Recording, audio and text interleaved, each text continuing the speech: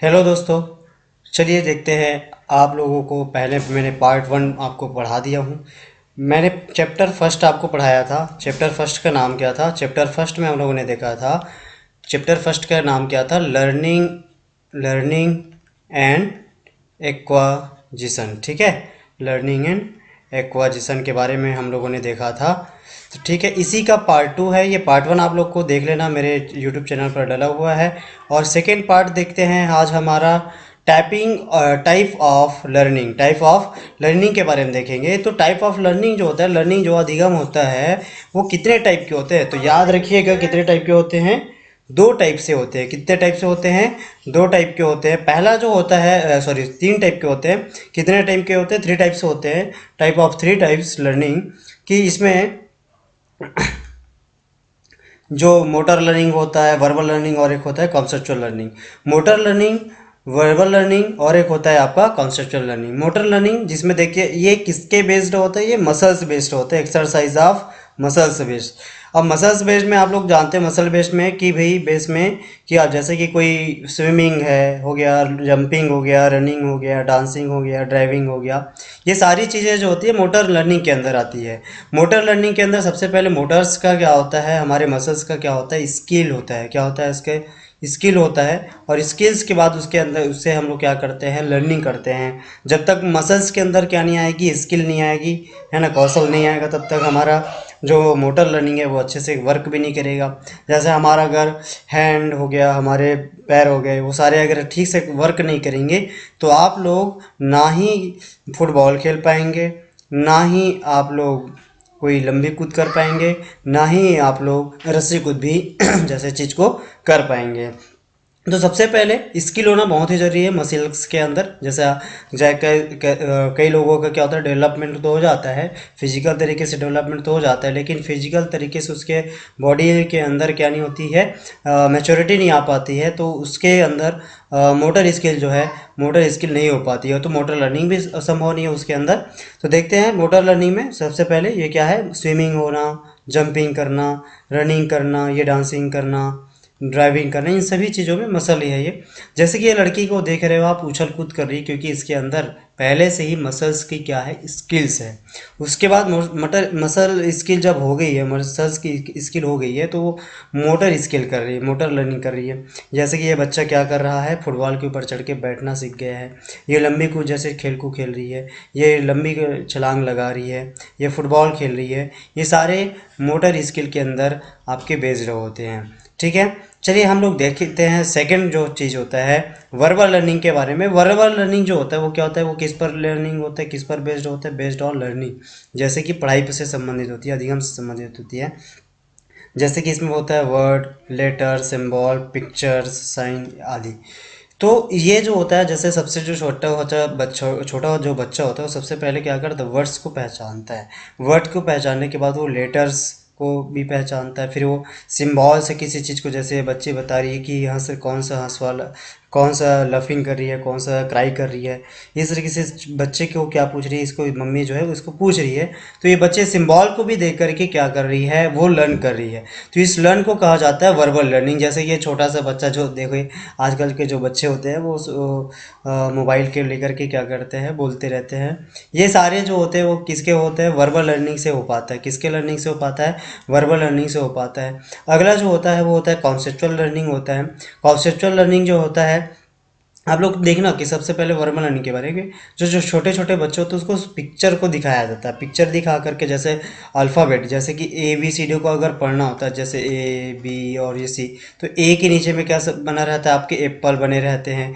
B के नीचे आपके क्या रहते हैं, आपके बिल्ली बने रहते हैं। ठीक है, उसके बाद सी फॉर कैट होता है, कुत्ता का साइन बना रहता है। ये सारे चीज़ जो होते हैं सिंबल बेस्ड ही क्या करता है, वर्बल लर्निंग कर पाते हैं जो छोटे बच्चे होते हैं। तो इसको जो टीचर्स बनना होता है उसके पहले इन सभी चीज़ों को जानना बहुत ही ज़रूरी है, क्योंकि अगर इसको पेडागॉजी, अगर बच्चे अच्छे से, जो टीचर्स होते हैं वो बनने से पहले अगर अच्छे से नहीं पढ़ पाएंगे तो बच्चे को समझ कैसे पाएगा। ठीक है, उसके बाद होता है कॉन्सेप्चुअल लर्निंग। कॉन्सेप्चुअल जो लर्निंग होता है वो using your knowledge using your knowledge analysis करना, क्लासिफिकेशन कर पाना, समथिंग्स कर पाना। जैसे कि कोई पजल्स गेम होता है, पजल गेम होता है, तो पजल जैसे चीज़ों के लिए क्या करना पड़ता है, ये कॉन्सेप्चुअल बेस होता है। सबसे पहले यूजिंग मोर नॉलेज, मतलब जो जितना भी नॉलेज होता है उन सभी चीज़ों को, नॉलेज को क्या करते हैं उसमें उपयोग करते हैं। जैसे कि कोई लूडो खेलता है तो भी इस पे होता है, जैसे सांप सीढ़ी का कोई गेम होता है उसके लिए भी होता है, कोई रीजनिंग जैसे क्वेश्चंस को सॉल्व करने के लिए भी आपका कॉन्सेप्चुअल लर्निंग जो है आपको काम करता है। क्यों? क्योंकि ये जो बेस्ड होता है ये यूजिंग योर नॉलेज, मतलब पूरी नॉलेजेस का इसमें क्या करता है, एनालिसिस करना पड़ता है, फिर उसका क्लासिफिकेशन समथिंग ऐसा कुछ जो है उसमें करना पड़ता है। ठीक है, तो मेरे ख्याल से आई होप कि आप लोगों को अंडरस्टैंड हुआ होंगे, आप लोग को समझ में आया होगा। तो एक बार फिर से देखिए जाइएगा। ठीक है, तो हमारे जो टाइप ऑफ लर्निंग होता है वो मोटर स्किल है ना, verbal skill, motor learning, verbal learning और कॉन्सेप्चुअल लर्निंग, ये तीनों ही बहुत ही एग्जाम के दृष्टिकोण से आपके बहुत ही इंपॉर्टेंट है। छत्तीसगढ़ शिक्षक भर्ती हो, चाहे सीटेट हो, चाहे सीजीटेट हो। ठीक है, चलिए देखते हैं अगला जो होता है। ये हमारा जो अगला होता है language learning, difference concept of learning and acquisition.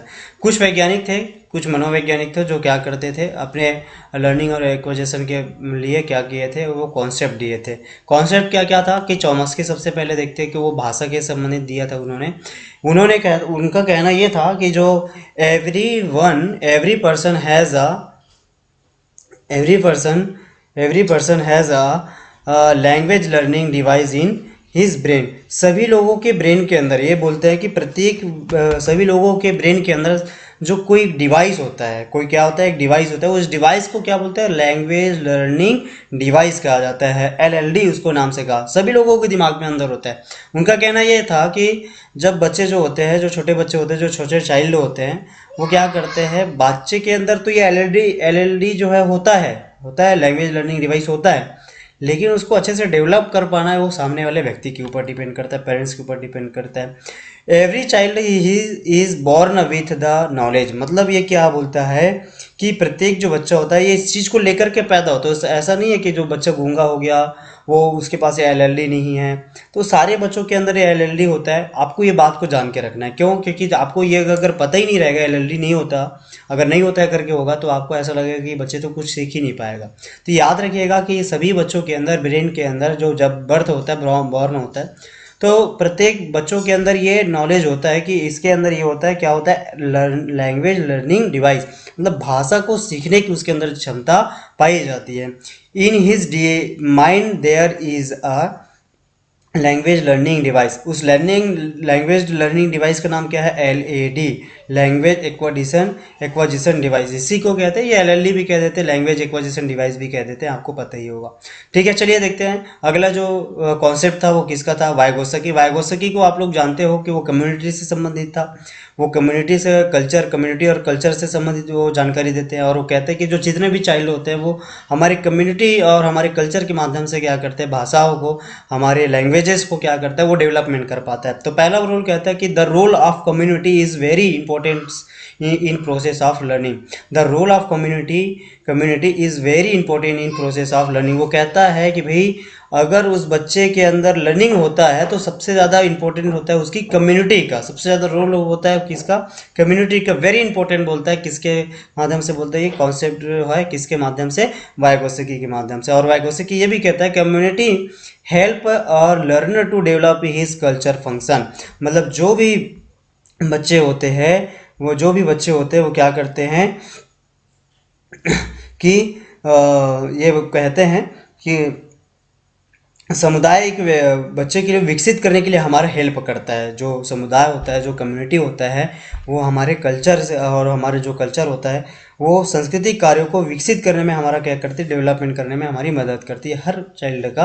तो ये था वाइगोत्स्की का कॉन्सेप्ट था। मतलब इनका यही कहना था कि जो भी भाषा अगर सीख पाता है ना, जो भी लैंग्वेजेस को सीख पाता है वो कम्युनिटी के माध्यम से जितना तेज़ी से सीख पाएगा वो किसी और माध्यम के माध्यम से सीख ही नहीं पाएगा, ऐसा इनका कहना। और ये कहता भी था कि पहले जो कोई आता है, इनका मैं कहना था कि पहले कोई आता है तो सबसे पहले बच्चे को क्या आता है, लैंग्वेज आता है।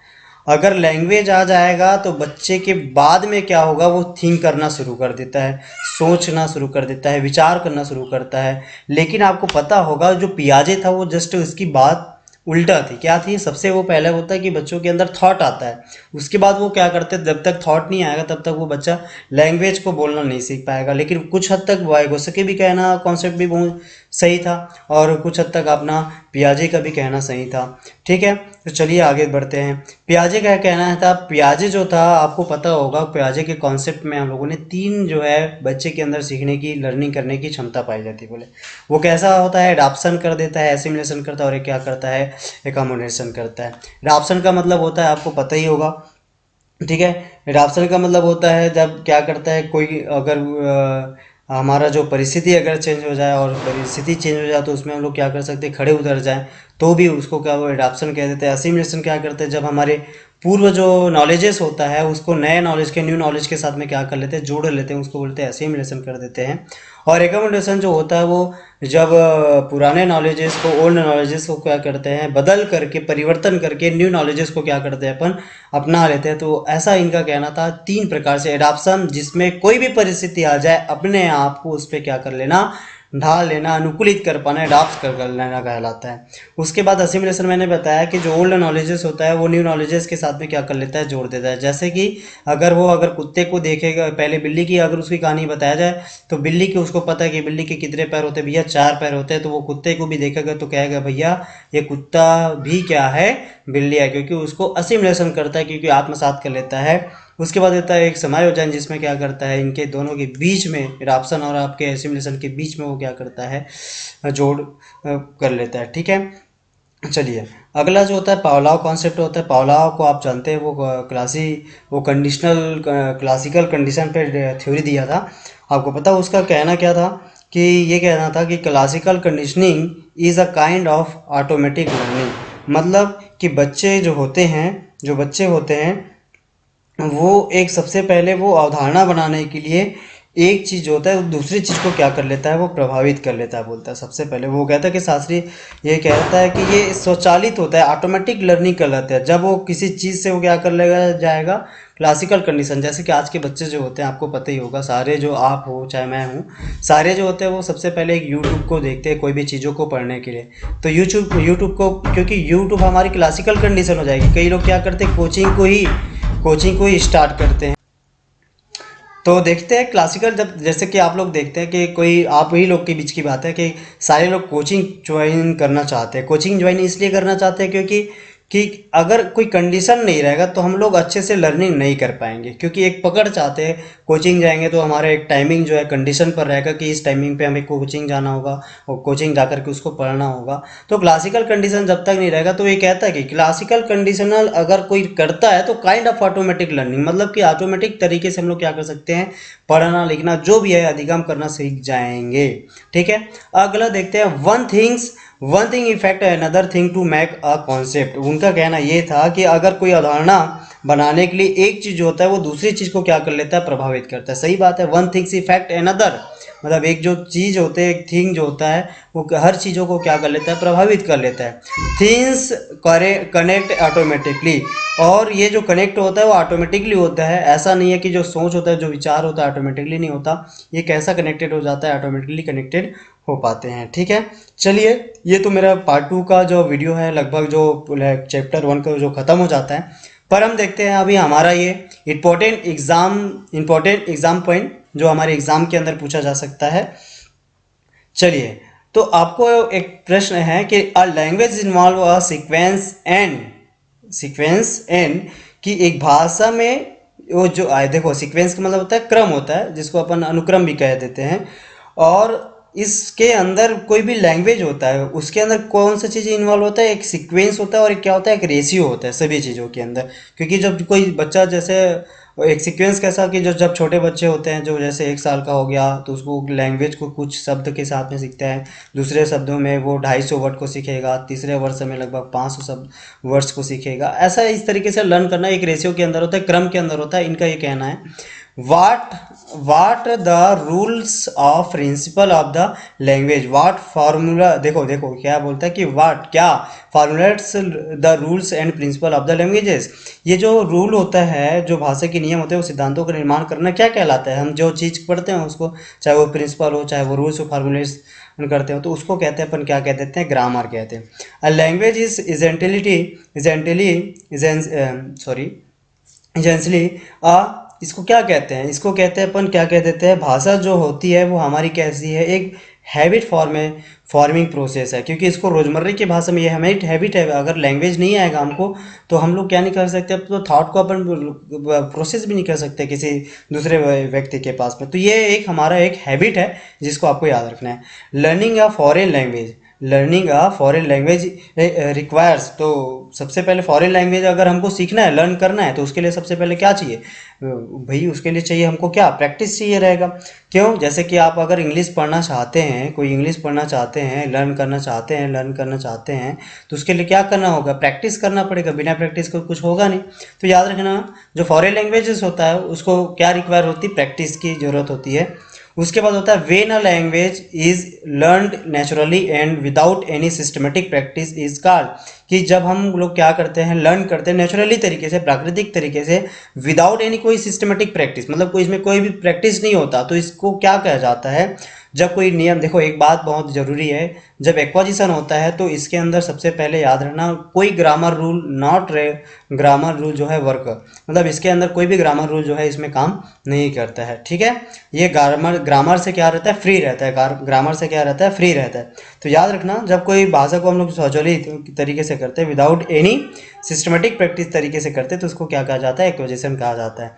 What helps in cognitive abilities, what helps in cognitive development, cognitive abilities, भाई ये जो संज्ञान से होता है हमारे जो है, ये हमारा जो हेल्प करता है कॉग्निटिव एबिलिटीज़ का, वो कौन है, एक्विजिशन है। इसके बगैर तो हम कोई आगे नहीं बढ़ सकते। मतलब किसी भाषा का जो अर्जन होता है किसी भाषा हम लोग जो करते हैं, इसमें क्या करते हैं, संज्ञानात्मक तरीके से जब संज्ञानात्मक क्षमताओं में क्या मदद करता है, हमारे संज्ञानात्मक के लिए क्या करता है, हेल्प क्या करता है, संज्ञानात्मक क्षमताओं के लिए क्या हेल्प करता है, तो याद रखना एक्विजिशन हेल्प करता है, ठीक है। अगर कोई अधिग्रहण नहीं हुआ रहेगा तो हमारे संज्ञान के अंदर उस चीज़ का छाप नहीं बनी रहती है।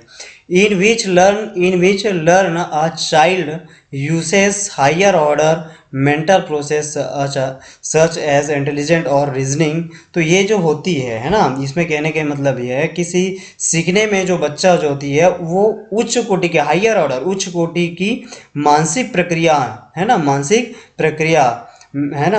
प्रक्रिया मेंटल प्रोसेस सच एज, जैसे बुद्धि या तर्क का जब उपयोग करता है, सच एज इंटेलिजेंस और रीजनिंग जैसे चीज़ों को करता है, तो वो कॉन्सेप्चुअल लर्निंग मैंने बताया था, जैसे कि सांप सीढ़ी का कोई गेम खेलना है ना, कोई गेम्स खेलना, कोई पजल सॉल्व करना, तो ये सारे जो कॉन्सेप्चुअल, जहाँ इंटेलिजेंस तरीके से जब प्रोसेस चलते हैं, हायर उच्च कोटि के जब लर्न करता है बच्चा, तो वो कौन सा लर्निंग कर रहा होता है, वो कॉन्सेप्चुअल लर्निंग कर रहा होता है, कॉन्सेप्ट लर्निंग कर रहा होता है, जैसे कि आप लोगों को मैंने बताया था, ठीक है। एक्विजिशन ऑफ लर्निंग इज, तो जो एक्विजिशन जो होता है वो भाषा अर्जन करने की जो क्षमता होती है, भाषा अर्जन की क्षमता वो होती है, कहाँ होती है, आपको मैंने बताया था कि वो होती है सब कॉन्शियस प्रोसेस होती है। कौन से होती है, अचेतन प्रक्रिया होती है, इसमें ना चेतना की जरूरत ही नहीं होती है। जो भाषा अर्जन होता है उसमें चेतना की कोई आवश्यकता नहीं होती है, ये अचेतन मन के अंदर होती है, ठीक है। लर्निंग अ लैंग्वेज की लर्निंग, किसी भाषा को सीखना क्या कहलाता है, लर्निंग इस भाषा को जो सीखना क्या कहलाता है, वो इंस्टेंट प्रोसेस कहलाता है। क्या कहलाता है, इसी को इंस्टेंट प्रोसेस को कह सकते हैं, त्वरित प्रक्रिया, क्या कह सकते हैं, त्वरित प्रक्रिया, इंस्टेंट प्रोसेस होता है किसी भाषा को सीखना, ठीक है। पियाजे says learning occur due to assimilation and adaptation, ठीक है, एडॉप्टेशन। तो ये कहता है कि भाई पियाजे क्या कहता है, कि पियाजे ये कहता है कि learning occur to due to assimilation adaptation, क्योंकि वो दो ही चीज़ों की तो बात करता है, नहीं तीन चीज़ों की बात कर, असिमिलेशन और एक करता है एडॉप्टेशन, ठीक है। और एक बात क्या थी भाई, आपको कमेंट करके बिल्कुल जवाब दे, ठीक है, आपको कमेंट करके आप जवाब देंगे। It involves the accurate use of word and structure, जब हम लोग जब इन्वॉल्व करते हैं, एक्यूरेट तरीके से वर्ड को यूज़ करते हैं, स्ट्रक्चरल तरीके से करते हैं, तो वो क्या कहलाता है, ग्रामेटिकल कॉम्पिटेंस कहलाता है, ठीक है। It is a necessary to learn a language mother tongue, हमारा जो मदर टंग होता है वो क्या होता है भाई, मदर टंग क्या होता है, मातृभाषा क्या होती है? मातृभाषा को तभी कर पाते हैं, नेसेसरी का मतलब ये हो सकता है कि किसी भाषा को सीखना आवश्यक है, ठीक है, आवश्यक है, जैसे कि मातृभाषा है ना, जिसमें क्या होता है कि लैंग्वेज जो होता है भाषा अर्जन तभी होता है भाई, वरना नहीं हो पाता है, ठीक है, क्लियर है। तो इस तरीके से हम लोग सेकेंड चीज़ देखते हैं और एग्जाम के दृष्टिकोण से। तो देखिए, द चाइल्ड हैज़ एक्सपोजर है ना, exposure to the language words get it meaning from, ठीक है। तो जो चाइल्ड होते हैं, जो छोटे बच्चे होते हैं, कि बच्चे को भाषा का अनुभव, एक्सपोजर का मतलब होता है अनुभव, तो to the language of word gets its meaning from, कि अनुभव होता है एक शब्द को उसका अर्थ मिलता है, वो क्या कहलाता है? इट्स ओरिजिन, मतलब क्या कहलाता है? उसकी उत्पत्ति से होता है भाई, कि मतलब बच्चे को भाषा का अनुभव होता है, एक शब्द को उसका अर्थ मिलता है, तो उसको कैसे होती है? उत्पत्ति से होती है, ठीक है। कि the first generation learner are those who are, तो जो फर्स्ट जनरेशन होता है, जो पहली पीढ़ी के शिक्षार्थी हैं, वो क्या करते होंगे? तो the first from their family to come to school, मतलब पहले वो भाषा कहाँ से सीखते हैं? अपने परिवार से, फिर वो कहाँ सीखते हैं? फैमिली टू फिट को स्कूल, मतलब पहले सबसे पहले वो क्या कर सीखेगा? अपने फैमिली से, उसके बाद उसके स्कूल से। लैंग्वेज एक्विजिशन मीन्स, मतलब भाषा अधिग्रहण का मतलब क्या होता है? तो learning process native second language, भाई भाषा अधिग्रहण जब हम लोग करते हैं, तो वो जो भाषा अधिग्रहण करता होता है किसी मूल या है ना, नेटिव का मतलब मूल भाषा, नेटिव का मतलब होता है मूल होता है, ठीक है, नेटिव लैंग्वेज, ठीक है। तो नेटिव या सेकेंड लैंग्वेज, कोई भी फॉरेन लैंग्वेज हो गया, इन सभी चीज़ को सीखना क्या होता है? प्रक्रिया, सीखने की प्रक्रिया क्या कहलाती है? आपके लैंग्वेज अधिग्रहण का भाषा अर्जन का अर्थ कहलाती है। फोनेटिक सिंबल कितने होते हैं याद रखना आपको, ये पेपर में भी आया था, ठीक है। 44 होती है symbols. The process of choosing a particular course of for a particular class is called, देखिए ये जो होता है किसी विशेष कक्षा के लिए, है ना, द प्रोसेस ऑफ चूजिंग, किसी विशेष कक्षा के लिए किसी विशेष पाठ्यक्रम को, मतलब particular course of particular called is क्या कहलाता है? कि किसी विशेष कक्षा के लिए किसी विशेष पाठ्यक्रम को जो चुनना होता है, उसको क्या कहलाता है ना? चूसिंग मतलब कि चुनना, पर्टिकुलर उसको रेगुलर करते हैं उपयोग, है ना, पाठ्यक्रम को, तो उसको चुनने की प्रक्रिया को क्या कहलाता है? तो द प्रिंसिपल ऑफ सिलेक्शन, मतलब कि चयन का सिद्धांत कहलाता है, ठीक है। Alphabetical method is knowledge is, कि अल्फ़ाबेटिकल का नॉलेज कैसे दिया जाता है? अल्फ़ाबेटिकल का नॉलेज कैसे दिया जाता है? कि आप लोग को पता है ABC या स्पेलिंग मेथड के माध्यम से हम लोग अल्फ़ाबेटिक का क्या करते हैं? नॉलेज जो है उसके अंदर वर्णक्रम को पद्धति को कहा जाता है, वर्णक्रम पद्धति को कहा जाता है, स्पेलिंग मेथड कहा जाता है, ठीक है। The great utility in teaching English pronunciation accent and intonation is, देखिए बहुत इंपॉर्टेंट लाइन है ये एग्जाम के दृष्टिकोण से, ठीक है, कि अंग्रेजी का जो उच्चारण होता है, और हम लोग क्या करते हैं, ये बोला गया है ना कि प्रोनाउंसिएशन का मतलब होता है उच्चारण, एसेंट एंड इंटोनेशन का मतलब होता है कि स्वर शैली सिखाने में सबसे बड़ी उपयोगिता, यूटिलिटी, ठीक है, ग्रेट यूटिलिटी इंग्लिश जैसे चीज़ों को सिखाने में सबसे पहले काम करता है लिंग्यूफोन, काम करता है। कौन सा फोन करता है? लिंग्यूफोन, मल्टी लैंग्वेजेस इसको बोलते हैं प्रोनाउंसिएशन के लिए। Latest scheme of evaluation outline by CBSE, क्या CBSE का जो होता है वो है ना, वो क्या होता है कि CBSE द्वारा मूल्यांकन की एक नवीनतम प्रोसेस क्या आती है? कि CCE जिसको कहते हैं आप लोग, CCE है ना, सतत व्यापक मूल्यांकन इसको कहते हैं, continuous comprehension evaluation. The question should be asked to cover the complete course in minimum time, कि सबसे ज़्यादा अगर हमको किसी क्वेश्चन को, संपूर्ण पाठ्यक्रम को न्यूनतम समय में कवर करने के लिए आपको किस तरीके से प्रश्न पूछना चाहिए, इस तरीके से हमको कंप्लीट कोर्स कराने के लिए, तो उसको पूछना चाहिए भैया ऑब्जेक्टिव क्वेश्चन के माध्यम से आपको पूछना चाहिए। Oral test should be based on, जो ओरल टेस्ट है उससे किससे रिलेटेड होता है, किससे बेस्ड होता है? ये बेस्ड होता है आपके रीडिंग जो होता है वो कॉम्प्रिहेंशन एंड एक्सप्रेशन के माध्यम से हो पाता है, ठीक है, मतलब मौखिक परीक्षण कर पढ़ना, समझ, ये सारी चीज़ समझ और अभिव्यक्ति पर आधारित होता है। The best grammar that a teacher can be teach us इस क्या कहलाता है? पेडागॉजिक ग्रामर कहलाता है ना। सबसे अच्छा व्याकरण जो एक शिक्षक हमें सिखा सकता है, वो कौन सा सिखा सकता है? पेडागोजिकल व्याकरण, मतलब शैक्षणिक व्याकरण।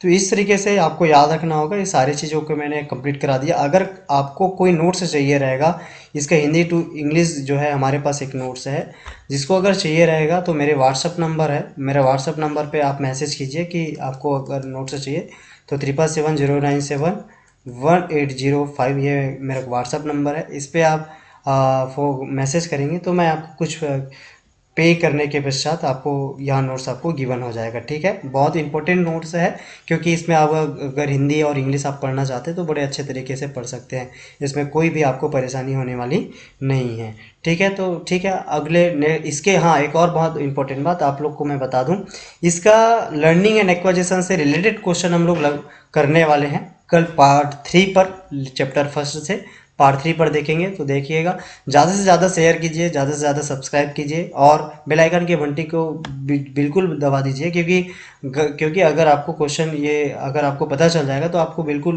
Question to question part 1 part 2 आपको देखना होगा, जिससे आपको पूरे इंग्लिश का जो आपका पेडागॉजी है वो आपको अच्छे से समझ आएगा। ठीक है, तो से आशा करता हूँ कि आप सभी लोग यहाँ जो चैनल होता है इसको आप क्या क्या करेंगे, लाइक करेंगे, सब्सक्राइब करेंगे एंड शेयर करेंगे। ठीक है, थैंक यू, ओके, बाय।